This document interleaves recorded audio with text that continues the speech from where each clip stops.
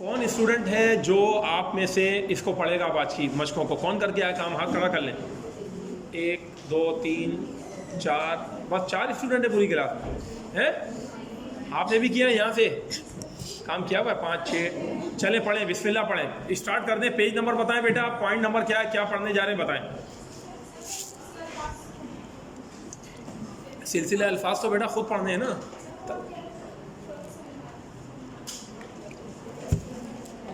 Page number بتائیں. 56 میں ہے سلسلہ الفاظ. چلیں اس کو آپ ہی پڑھ لیں، پھر پڑھ سکتی ہیں، پڑھیں. ہاں بولیں عربی میں. دیکھا بڑا اچھا سوال کیا. 56 کو کیسے کہیں گے عربی میں؟ بس یہ سوچنا شروع کر دیا تو وہ کام ہو گیا. شاباش. ہاں بھائی آواز زور سے. 6 و 50. دیکھیں 56 میں 6 چھوٹا ہے یا 50؟ تو 6 پہلے بولیں گے، 50 بڑا ہے اس کو بعد میں بولیں گے. یہ گنتی میں سیکوینس ہوتا ہے. چھوٹے والے ڈیجٹ کو پہلے کہتے ہیں، بڑے کو بعد میں. اب 56 تو 6 چھوٹا ہے، پہلے 6 بولتے ہیں، اور 50 کو 50 کہتے ہیں، بیچ میں واو لگا دیں. 21 سے گنتی کے بیچ میں واو آ جاتی ہے تو 6 و 50 کیا کہیں گے؟ یا پھر 6 و 50. 50 دونوں طرح کہہ سکتے ہیں نا 50 کو. اب سلسلہ الفاظ پڑھیے جی.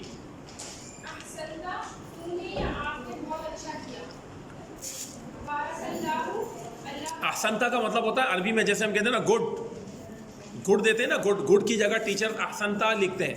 اور اگر بچی ہو تو احسنتی، آپ نے اچھا کام کیا. گڈ کا مطلب کیا ہوتا ہے؟ گڈ کا مطلب اچھا کام کیا آپ نے. تو عربی میں گڈ کو کہتے ہیں احسنتا یا احسنتی، تم نے اچھا کام کیا. کسی کی تعریف کرنی ہو تو اس وقت یہ کہتے ہیں.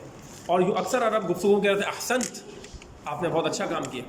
احسن جب وقف کر دیا تو مرد عورت دونوں کے لیے ہو سکتا ہے، کسی کے لیے بھی. جی اب جیسے یوں کہتے ہیں عرب بارک اللہ فیکا، کیا اللہ آپ میں برکت دے، یعنی آپ کو برکت دے. یا کہتے ہیں بارک اللہ بکا، کیا کہتے ہیں؟ تو آگے لکھ لیں فیکا یا بکا. اور عورت ہو تو فی کی یا بکی، یہ بھی لکھ لیں. اور آگے چلیے. ہاں کیا مطلب؟ مطلب یہاں جیسے کہتے ہیں کم ہیئر تو عربی میں کہتے ہیں تعال، کیا کہتے ہیں؟ اصل اعراب بیٹا اس کے تعال ہے، لام زبر لا، لیکن وقف کر کے کہا جاتا ہے تو پھر اس کو کہتے ہیں تعال. یہ مرد کے لیے. اور آگے ایک اور لکھے تعالی، عورت کے لیے. کس کے لیے؟ تعالی لڑکی کے لیے. اور تعالو جمع مذکر کے لیے، جمع مرد. بہت سے لڑکے ہوں تو سب کو کہیں گے تعالو. قرآن میں آیا قل تعالو اتلو، دیکھ کے آئیے گا تعال کو قرآن میں کہاں کہا ہے. ٹھیک ہے، تو قرآن میں بھی یہ استعمال ہے. اور اس کو کہتے ہیں بیٹا، جو تعال کا لفظ ہے اسے عربی زبان میں کہا جاتا ہے اسم الفعل. کیا کہتے ہیں؟ اسم الفعل. اسم الفعل کا مطلب یہ ہوتا ہے کہ اسم بھی ہے فعل بھی ہے. اسم الفعل. تو کیوں کہتے ہیں اس کو اسم الفعل؟ اسم الفعل کا مطلب یہ ہوگا نا اسم بھی ہے فعل بھی. مطلب یہ ہے کہ یہ فعل کی نشانیوں، ساری نشانیوں کو قبول نہیں کرتا، لیکن مطلب فعل کا دیتا ہے. یعنی فعل کے جو وزن ہوتے ہیں، اب تعال کوئی بھی فعل کا وزن نہیں، تو فعل کے وزنوں پہ بھی نہیں ہے. ٹھیک ہے نا، تو یہ کاؤنٹ اسم ہوتا ہے، لیکن کیونکہ فعل کے معنی دیتا ہے لہذا اس کو کہہ دیتے ہیں اسم الفعل. اور اس کی جمع ہوتی ہے اسماء الافعال. کیا کہتے ہیں؟ اب جیسے یہ لفظ ہے تعالی، یہاں اب یہاں ہو کے نا فعل امر کے معنی ہے. کیا ہے؟ فعل امر کے معنی ہے. اور فعل امر کیا تعالی اس طرح بنتا ہے؟ نہ کوئی حمزہ وصل ہے، نہ کچھ ہے، کچھ بھی نہیں. تو یہ ہوتا ہے اسم الفعل، کہ جو ہوتا اسم ہے لیکن معنی فعل کے دیتا ہے، تو اس کو کہتے ہیں اسم الفعل. چل، اور یہ فعل لکھا ہوا ہے فتح یفتح باب سے، مطلب یہ کہ رکع یرکع. کیا ہے؟ رکع یرکع. اور آگے چلیں. سجدہ کے لیے کیا آگا؟ سجدہ یسجدو. کیا ہوگا؟ سب بولیں. کیا مطلب ہو گیا سجدہ یسجدو؟ سجدہ کرنا. مصدر بتائیں. سجدہ یسجدو سجودن. کیا کہیں گے؟ سجودن. اور آگے چلیں. امرن. کیا ہے؟ امر. امرن کا مطلب کیا ہے؟ حکم یا کام یا کوئی بھی بات، اس کو بھی امر کہتے ہیں. بات، کام، حکم. آگے اور آگے پڑھتے جائیں نا. اب دیکھیں حی کا معنی ایک زندہ انسان بھی ہوتا ہے، اور حی کا معنی انہوں نے لکھا ہے قبیلہ، ٹھیک ہے، احیا. اور حی کا معنی لکھ لیں محلہ یا ڈسٹرکٹ بھی ہوتا ہے، آج کل ڈسٹرکٹ کے لیے یوز کیا جاتا ہے. محلہ، علاقہ، محلہ، اس کو بھی حی کہتے ہیں. اور آگے آ جائیں. خجل کا مطلب شرمندہ، اور خجل کا مطلب شرمندگی. کیا دیکھیں کتنا بڑا فرق ہے. ایک ہے خجل شرمندگی، اور خجل کا مطلب ہے وہ انسان جو شرمندہ ہو. خجل کیا ہے؟ وہ انسان جو شرمندہ ہو. خجل آپ کلاس میں پہلے بھی تو موجود تھی نا، کہیں چلی گئی تھی؟ خیریت تو تھی؟ بیٹھیے. خجل، اب دیکھیں خجل کا معنی شرمندہ انسان، اور خجل کا معنی شرمندگی. اور آگے چلیں. سبورا کیا لکھا ہوا ہے؟ سبورا کا مطلب بتائیں. تختہ سیاہ. کیا مطلب ہو گیا؟ Black board. بلیک بورڈ کو کہتے ہیں اردو میں تختہ سیاہ. اچھا، اب جیسے سبورا کا معنی ویسے تو آپ یہ ذہن میں رکھیں ہوتا ہے بورڈ. کیا ہوتا ہے؟ اگر بلیک بورڈ ہے تو بولے سبورا سودا. کیا کہیں گے؟ سودا. سودا مانا بلیک. مونس ہے نا سبورا، تو سودا لے آئے. اسود کی مونس سودا ہوتی ہے. اچھا ہاں، اب جو ہے ابھی میں اسی طرف آ رہا تھا. اب جیسے وائٹ بورڈ ہے، کیا ہے؟ تو کہیں گے سبورا بیضاء. کیا کہیں گے؟ بیضاء کا مطلب کیا ہوتا ہے؟ بیضاء. بیضاء کا کیا مطلب ہوتا ہے؟ وائٹ. کلرز نیم پڑھے تھے نا، ابیض بیضاء. نہیں پڑھے؟ کلرز نیم پڑھے نہیں پڑھے؟ نہیں تو پڑھا دیتے ہیں اضافہ آپ کو. نہیں پڑھے نا؟ تو القاموس المصور میں جا کر کے جو کلرز نیم ہیں، کوئی 15 رنگوں کے نام یاد کر لیجیے تو آپ کے لیے بہت آسانی ہو جائے. قاموس المصور بھیجی تھی نا ہم نے، ایک مرتبہ بیٹا آپ دوبارہ شیئر کر دیے گا پوری کلاس میں. تو 15 کلرز نیم سب اسٹوڈنٹس کو یاد ہونے چاہیے کم از کم، ورنہ ایک نظر جا کر کے رنگوں کے نام دیکھ لینا عربی میں. اب دیکھیں فائنل میں آگے آپ لوگ بتا رہے ہیں کلرز نیم نہیں پڑھے، تو اچھا ہوا میں نے سوال کر لیا. تو رنگوں کے جو نام ہوتے ہیں وہ بھی اسٹوڈنٹس کو، عربک کے جب آپ اسٹوڈنٹ ہیں تو بنیادی چیزیں آپ کو یہ آنی چاہیے. ٹھیک ہے بیٹا؟ تو قاموس المصور اسی لیے ہم نے بھیجی تھی کہ کچھ اپنی مرضی سے بھی دل سے مطالعہ کر کے پڑھ لیا کریں. ضروری نہیں ہے کہ آپ کو سلیبس کا حصہ بنائیں تو رٹ کے یاد کریں گے. وہ اسی لیے ہم نے بھیجی تھی کہ اس سے آپ کا مطالعہ بڑھے گا، آپ کو نئے نئے الفاظ کے الفاظ معنی پتہ لگیں گے. چلیے تو میں یہ لکھ بھی دیتا ہوں. مارکر ہے یہاں؟ میں یہاں لکھ رہا ہوں. دیکھیں اصل میں کلرز نیم کے اندر مذکر مؤنث کا بھی چکر ہے. تو اسود، اور اس کی مؤنث ہوتی ہے سودا. کیا ہوتی ہے؟ سودا. اور اسی طرح وائٹ کلر کو کہتے ہیں ابیض، اور اس کو کہتے ہیں بیضاء. تو مذکر چیز ہو تو اسود یا ابیض کہیں گے، مؤنث چیز ہو تو سودا اور بیضاء کہیں گے. کیا کہیں گے؟ سودا اور بیضاء کہیں گے. تو کلر میں مذکر مؤنث بھی عربی میں. ہمارے یہاں تو کلر اب جو کالا ہے وہ کالا ہے، ٹھیک ہے نا، یعنی کہ وہی ورڈ استعمال ہو رہا ہے. ہاں جیسے ہم یوں کہہ سکتے، اب جیسے سفید ہے یہ مذکر مؤنث کے لیے برابر ہے. ہاں کالے کلر میں ہم کہہ سکتے ہیں کہ بھائی مثال کے طور پر یہ موبائل کالا ہے اور یہ گاڑی کالی ہے، تو کالا کالی کہتے ہیں نا. اس طرح اسود سودا عربی میں بھی ہے. اچھا سفید میں ایک ہی بات ہے ہمارے یہاں، لیکن عربی میں سفید میں بھی دو ہیں، مذکر مؤنث ابیض اور بیضاء. کیا کہیں گے؟ اب دیکھیں حجر، حجر کا لفظ کیا ہے؟ پتھر. یہ مذکر ہے تو ہم کیا کہتے ہیں؟ حجر اسود. کیا کہتے ہیں؟ حجر اسود، کیونکہ مذکر ہے نا پتھر، تو اس سے اسود صفت آ گئی. اور آگے چلیں اب. تو سبورا بیضاء مطلب وائٹ بورڈ ہو گیا. اس کے بعد کیا ہے؟ شکور. شکور کا معنی بہت زیادہ شکر ادا کرنے والا اللہ. شاکر کا معنی شکر ادا کرنے والا، اور شکور بہت زیادہ شکر ادا کرنے والا. تو یہ جو شکور کا لفظ ہے اس کا وزن کیا ہے؟ زور سے بتائیں. تو عربی زبان میں فعول کا جو وزن ہے یہ مبالغہ کے معنی دیتا ہے. کس کے؟ بہت زیادہ کے معنی دیتا ہے. اس کو کہتے ہیں اس میں مبالغہ. تو اوپر لکھ لیں اس میں مبالغہ ہے، یہ اس میں مبالغہ ہے شکور کو. اور آگے چلیں. شفوق، یہ بھی دیکھیں فعول کے وزن پر ہے، جب ہی لکھا ہے بہت مہربان. دیکھا آپ نے؟ اب ایک ہے شفیق، ایک ہے شفوق. شفوق کا معنی بہت زیادہ مہربان. تو اس کے اندر مبالغہ یعنی بہت زیادہ کے ترجمے آتے ہیں. تو عربی میں جو مبالغہ ہے اس کے کئی وزن ہیں، ان میں سے ایک وزن فعول بھی ہے. چلے آگے اب اگلا پڑھیں. یہاں پہ انہوں نے لکھا ہوا ہے تباشیرو کا کیا لکھا ہوا ہے؟ کھریا مٹی. کیا لکھا ہے؟ کھریا مٹی مطلب چوک. چوک کو کہتے ہیں تباشیر، اور یہ جمع ہے اس کی مفرد. لکھ لیں ایک چوک ہوگی تو عربی میں کیا کہتے ہیں؟ لکھ لیں. کیا لکھا ہے میں نے پڑھ کے بتائیں؟ سب بولے تبشورہ مانا چوک، جیسے پہلے چوک سے لکھتے تھے اب ہم مارکر سے لکھ رہے ہیں. ہو سکتا ہے، مجھے نہیں پتا، لیکن یہ عربی میں جو جیسے نارمل جو ورڈ یوز ہوتا ہے تبشورہ مانا کیا ہوتا ہے؟ چوک ایک، اور جمع کیا ہے؟ تباشیر. اب اگر کسی بوٹی کا یا اس طریقے سے کوئی نام ہو تو ایک الگ بات ہے، واللہ تعالی عالم، ٹھیک ہے. لیکن یہ ہم نے جو پڑھے وہ چوک کے معنی پڑھے. چلیں آگے، اور آگے چلیے. ضاحی کا سین لکھا ہوا ہے، مضارع پڑھیں. نہیں اس کا مضارع بنا ہے داہی کا. داہی کا یضحکو مطلب ہوتا ہے ہنسنا، اور ہنسنے کو کہتے ہیں ضاحکن. کیا کہتے ہیں؟ دہی کا فعل ہے اور ضحکن اس کا مصدر ہے. داہی کا یضحکو ضاحکن، ضاحک کا مطلب ہنسنا. یضحکو خالد، خالد ہنس رہا ہے. ضحکت فاطمہ، کیا کہا؟ فاطمہ ہنسی. ضحکت ماضی میں لے گئے. ضحکت طفلو، بچہ ہنس پڑا. ہم یضحکون، وہ سب ہنس رہے ہیں. یہ فعل بھی قرآن میں کئی جگہ ہے، دیکھ لیجیے گا. آگے چلیں. قناتا یقنوتو، نصر ینصرو. قناتا یقنوتو مطلب عبادت کرنا.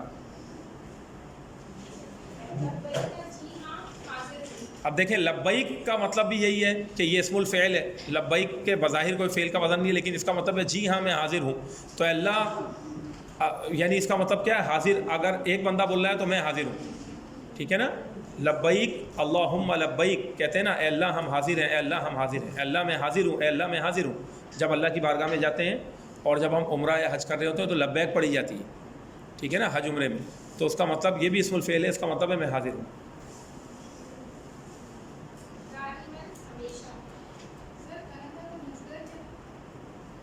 قناتا یقنوت قنوتاً، قنوت مصدر ہے، قنوت. اور آگے چلیں. دائماً مانا ہمیشہ. ذو قربا کیا مطلب ہو گیا؟ بتائیں بھائی. قرابت والے. قرابت کس کو کہتے ہیں؟ رشتہ داری کو. تو رشتہ دار اس کو کہتے ہیں ذو قربا، کہ جو ہم سے بڑے قریب ہیں، قرابت والے ہیں. قرابت والا یعنی رشتہ دار.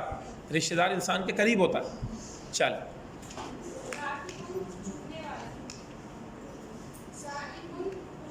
خوشگوار یعنی جیسے ایسا کھانا یا پینا جو آرام سے گلے سے اتر جائے تو اس کو کہتے ہیں سائغ. قرآن میں لفظ ہے، ٹھیک ہے، کہ وہ جنت کی نعمتیں ایسی ہوں گی کہ خوشگواری کے ساتھ ایسے انسان کے حلق سے ایسی اتر جائیں گی، بڑی خوشگواری سے انسان ان کو کھائے گا. تو اگر آپ سائغ کو دیکھنا چاہتے ہیں قرآن میں ڈھونڈیں تو پھر آپ کو ترجمہ بھی سمجھ میں آئے گا، اس کا استعمال سمجھ میں آ جائے گا. جیسے سائغ للشاربین، پینے والوں کے لیے بڑا خوشگوار ہوگا. چلیں. قوام، الرجال قوامون علی النساء. اللہ تعالیٰ نے فرمایا کہ مرد عورتوں پر نگہبان ہیں، یعنی مرد اپنے کنبے کے سربراہ ہوتے ہیں. تو قوام مانا سربراہ، ٹھیک ہے، جو قائم رکھنے والا ہو. کیا؟ خوب قائم رکھنے والا ہے اپنے خاندان کو، بیوی بچوں کو سنبھال کے رکھنے والا ہو، اس سے اس کو کہتے ہیں قوام. قوام قیام سے نکلا نا، قیام ہے نا، کسی بھی چیز کا قائم ہونا. قوام مطلب خوب قائم رکھنے والا. تو جب انہوں نے لکھا کفیل، کفیل کون ہوتا ہے؟ جو ذمہ دار ہوتا ہے، جو کفالت کر رہا ہوتا ہے کسی کی، ٹھیک ہے نا، ذمہ داری ہوتی ہے اس کے پر اپنے اہل و عیال کی. تو جب ہی فرمایا کہ مرد عورتوں پر نگہبان ہیں، مطلب سربراہ ہیں، کہ ان کی ذمہ داری ہے کہ وہ عورتوں اور خواتین کے جتنے بھی اخراجات ہیں، دین اسلام یہ کہتا ہے کہ وہ مردوں کی ذمہ داری ہے. عورت کے لیے کمانا شریعت نے کوئی نافذ نہیں کیا. اب اگر کوئی مرد ہے وہ ضد کرتا ہے، کہتا ہے نہیں بھائی شوہر کے نہیں، تم جاؤ کما کے لاؤ، یہ کرو وہ کرو، تو شریعت نے اس کو کہا ہے کہ تم کما کے لاؤ گے. خاتون کو کبھی بھی شریعت نے کمانے کا حکم نہیں دیا. اگر وہ اپنی خوشی سے جاب کرتی ہیں اور با پردہ یا ایسے شرعی تقاضوں کے مطابق ایسی کوئی نوکری ہے تو اس کی اسلام میں اجازت ہے. لیکن کیا عورت پر فرض ہے کما کے لانا؟ بعض ایسے ہمارے یہاں پر نکمے ترین مرد ہوتے ہیں، ٹھیک ہے، ایک بڑا طبقہ ہے ہمارے یہاں، آپ چلے جائیں ہمارے چاروں صوبوں میں ملیں گے ایسے، جو خواتین سے کام کروانا، ان سے محنتیں کروانا، اور خود ہوٹلوں پہ بیٹھ کر کوئی چائے پی رہا ہے، کوئی سگریٹ پی رہا ہے اور لیٹے ہوئے بڑے مزے سے، ٹھیک ہے نا. اور وہ خواتین صبح سے لے کر رات تک کے بیچاری محنت کر رہی. تو یہ الٹ سسٹم کیا ہوا ان لوگوں نے. دین اس سے بری ہے. دین اسلام کبھی اس بات کا حکم نہیں دیتا. وہ اپنی مرضی سے کر رہے ہوتے ہیں لوگ سارے، اور اس کو بدنام کر رہے ہوتے ہیں، ٹھیک ہے نا. تو اگر کوئی، میں نے آپ کو کہا نا شریعت نے پابند نہیں کیا. جب ایک بچی بیٹی ہے تو اس کے والدین پر، اس کے بھائیوں پر اس کی کفالت کی ذمہ داری. جب اس کا نکاح ہو جاتا ہے تو اس کے شوہر پر ذمہ داری.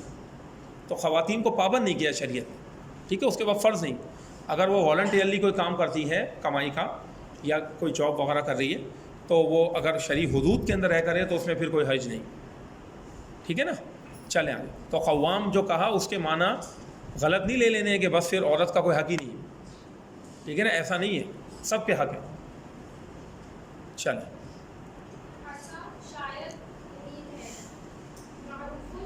اچھا, عرب کہتے ہیں مثال کے طور پر عسا کا بھی خیر. کیا کہتے ہیں؟ عسا کا, امید ہے آپ خیریت سے ہوں گے. ٹھیک ہے نا, عسا کا بھی خیر.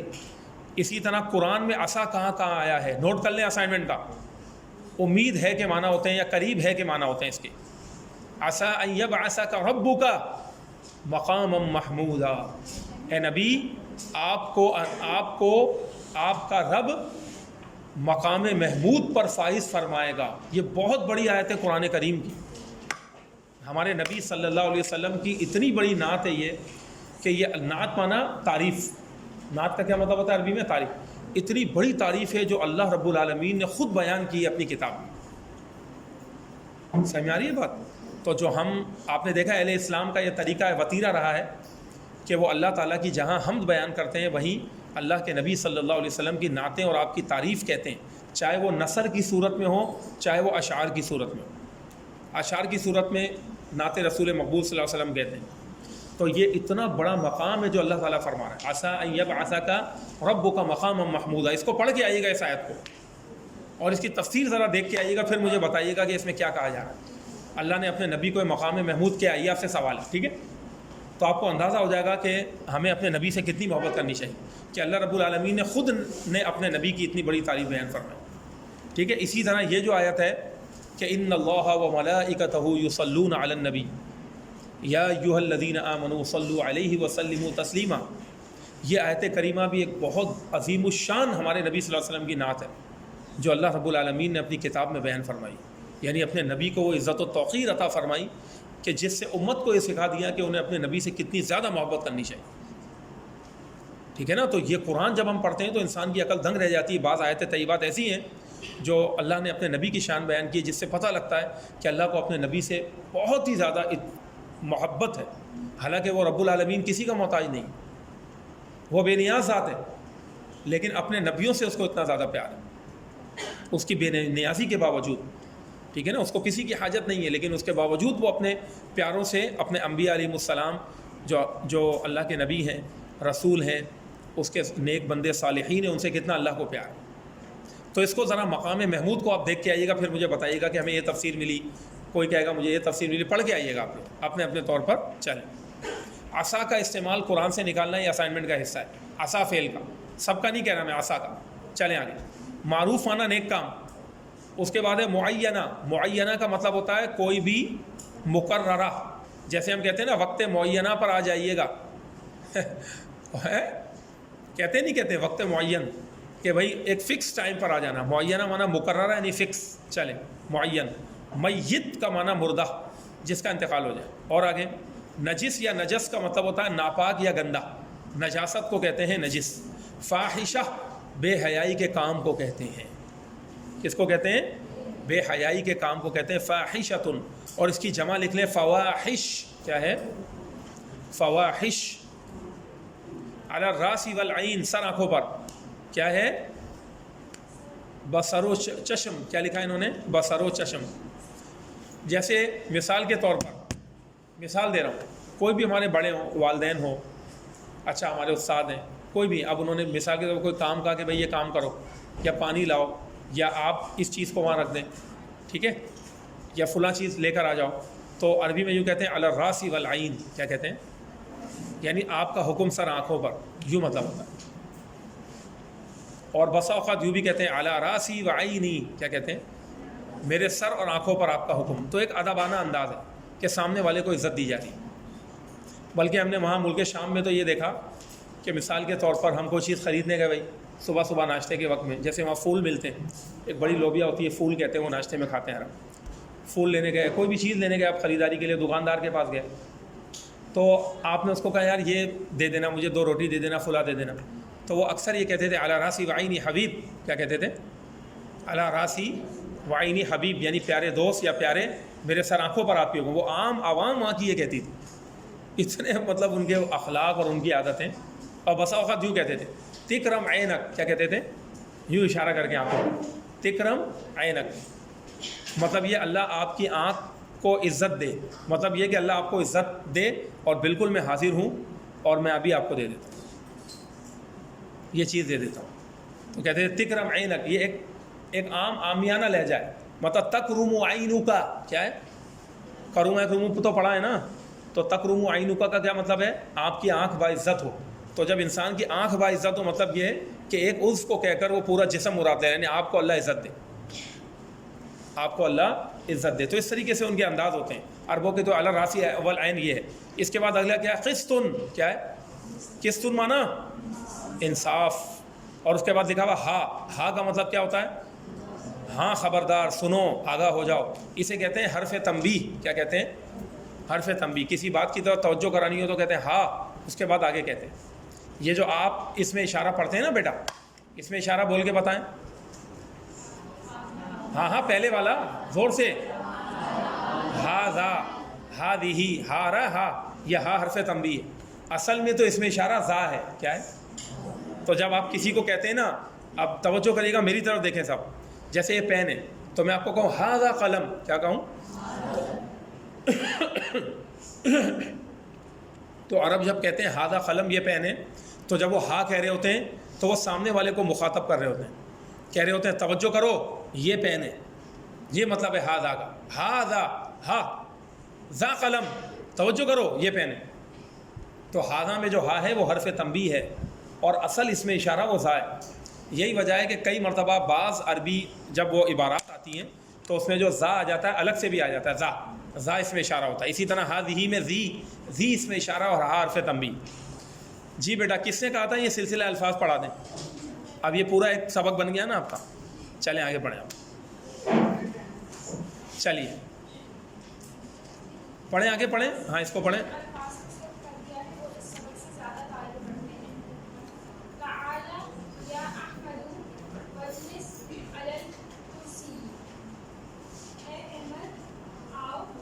یہاں آؤ, یوں کر, اے احمد یہاں آؤ.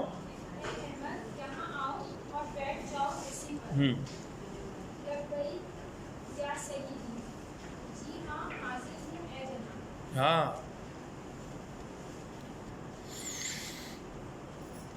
پڑھتی جائیں.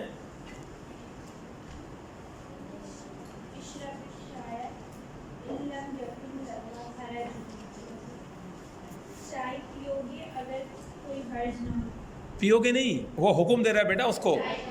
ہاں آپ چائے پیجئے, اشرب الشاء, آپ چائے پئیں. ان لم یکن لک حرج, اگر آپ کو کوئی پرابلم نہیں ہے, مطلب کوئی مسئلہ ہے بھائی نہیں پیتے چائے تو ایک الگ بات ہے, دل نہیں چاہ رہا الگ, یوں مطلب ہے. ان لم, دیکھیں یہ آگے استعمال دیکھ لیں اب آپ کیسے استعمال کیا ہے. ان اگر, لم یکن نہ ہو, لکا آپ کو, حرجن کوئی مسئلہ, اگر آپ کو کوئی حرج نہیں ہے تو آپ چائے پیجئے. اور یہاں بھی دیکھ لیں لم ماضی میں لے جاتا ہے لیکن ان نے اٹھا کر اس کو پھر مستقبل میں کر دی. اگر آپ کو کوئی حرج نہ ہو, حرج نہ تھا نہیں ہے, ان کیا کرتا ہے اگرچہ اس کے بعد ماضی ہے لیکن مستقبل میں کر دیتا ہے. اور آگے چلیں. لا بأس فيه لكن الآن شربت في البيت. کوئی مذائقہ نہیں اس میں. ہاں وہ کہہ رہا ہے اس میں کوئی مذائقہ نہیں ہے, یعنی دوسرے لفظوں میں اس میں کوئی مسئلہ نہیں ہے. اس میں کا مطلب کیا ہے؟ چائے پینے میں. لا بأس فیہ, اس میں کوئی پرابلم نہیں ہے, اس میں کوئی مسئلہ نہیں ہے. لیکن الآن شربت فی البیت, کیا؟ تو الآن کا ترجمہ کہاں گیا؟ لیکن ابھی میں گھر سے پی چکا. ہاں دیکھیں یوں کہتے ہیں نا, لیکن ابھی میں نے گھر میں پی ہے. کیا آگے بات. اور یہاں قد لگا دیں تو بڑا اچھا لگے گا قد, تو ماضی قریب کا ایک استعمال بھی آپ کو آ جائے گا کیونکہ ابھی کی بات کر رہا ہے نا. لیکن الآن قد شربت فی البیت, لیکن ابھی بے شک میں نے گھر میں پی ہے. تو قد شربت ماضی قریب کے بھی معنی کے لیے آ گیا. صحیح نا, یا قد لگا دیں تو بڑا اچھا ہو جائے گا ماضی کے پہلے. اور آگے چلیے.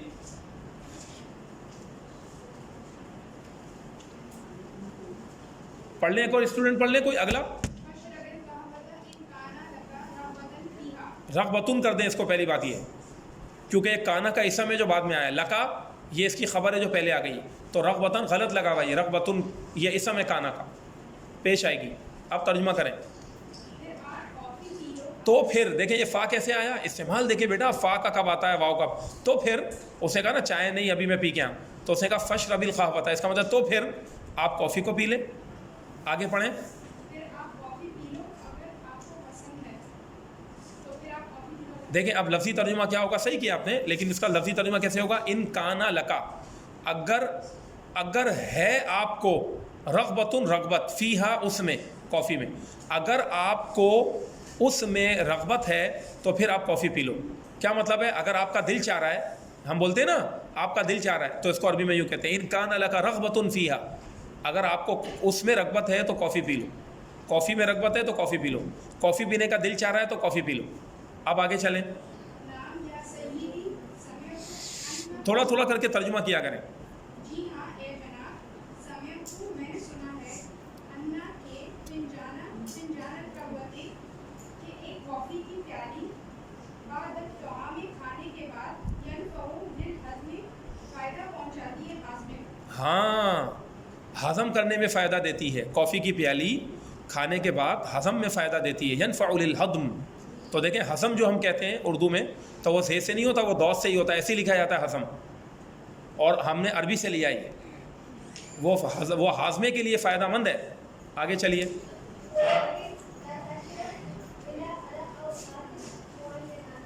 ہاں کیا احسنتا, کیا پڑھا آپ نے, لیکن, اچھا ہاں لیکن لا تشرب, جی ہاں پڑھیں.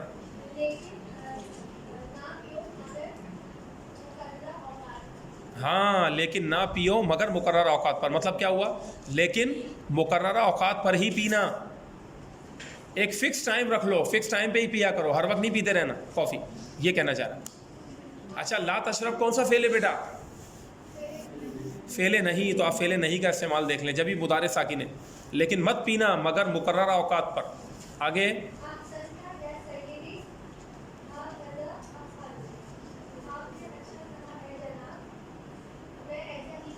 ہاں ہا کذا کا مطلب اسی طرح, افعلو میں کروں گا, میں اسی طرح کروں گا, میں ایسا ہی کروں گا, ہا کذا افعلو.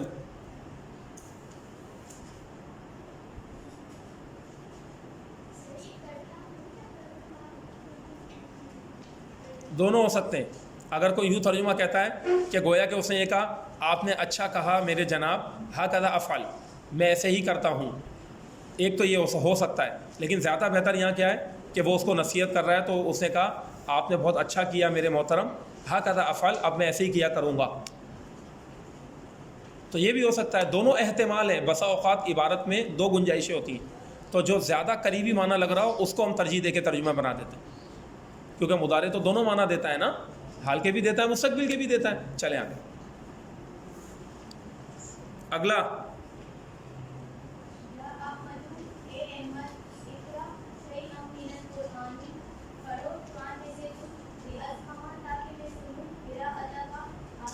یہ لی کیا ہے, کون سا لی ہے, لام کہیے لام امر ہے, کیسے پتہ لگا, منصوب ہے مضارع, شاباش. چلیں آگے.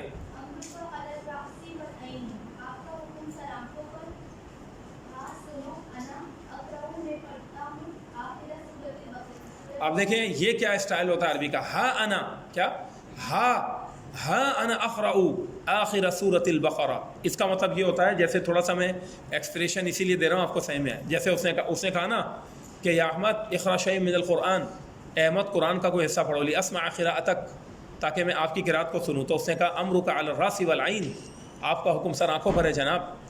ہا انا اقرأ, اب جیسے وہ یوں بول رہا ہے, لو میں اب پڑھ رہا ہوں, توجہ کرو اب میں پڑھ رہا ہوں, یوں کہنا چاہ رہا ہے.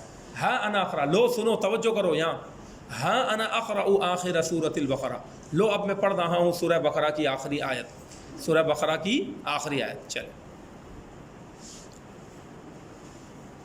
تو اس طریقے سے آتا ہے. اور بسا اوقات عرب یوں بھی کہتے ہیں, ہا انا ذا, کیا کہتے ہیں, وہ ذا جو ہاذا اس میں اشارہ ہے, ہا انا ذا, یہ رہا میں, کیا ہوتا ہے ترجمہ, ہا انا ذا اقرأ, یہ رہا میں اب میں پڑھ رہا ہوں, یہ لو میں پڑھ رہا ہوں, یہی معنی ہوتا ہے اس کے بھی.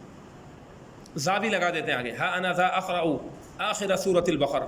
اور آگے چلیے, جلدی جس اسٹوڈنٹ کو آتا ہو آگے پڑھنا شروع کر دیا کریں, جس سے کام کیا ہوا ہے. ایسا ہی ہو اے احمد, اللہ آپ کو برکت دے اس میں,